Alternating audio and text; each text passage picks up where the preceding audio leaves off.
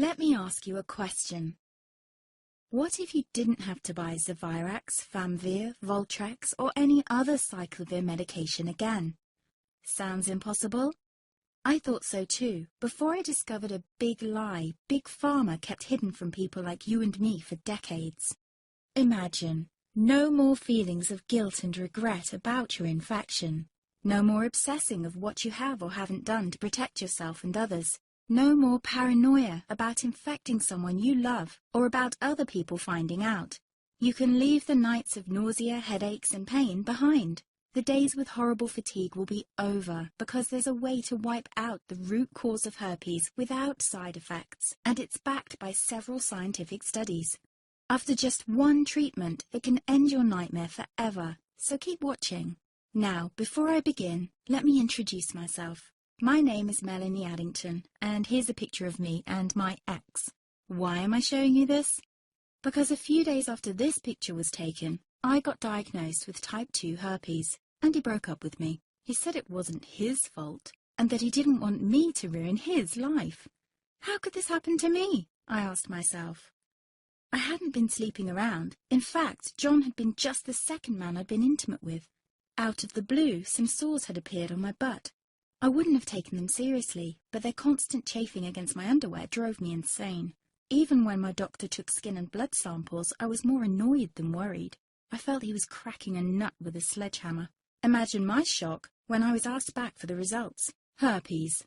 I felt like I'd been punched in the stomach. All I could think was, it can't be me he's talking about. Herpes sounded like a life sentence in solitary confinement. The only way to escape herpes prison was to die. All we can do is control your outbreaks, my doc said.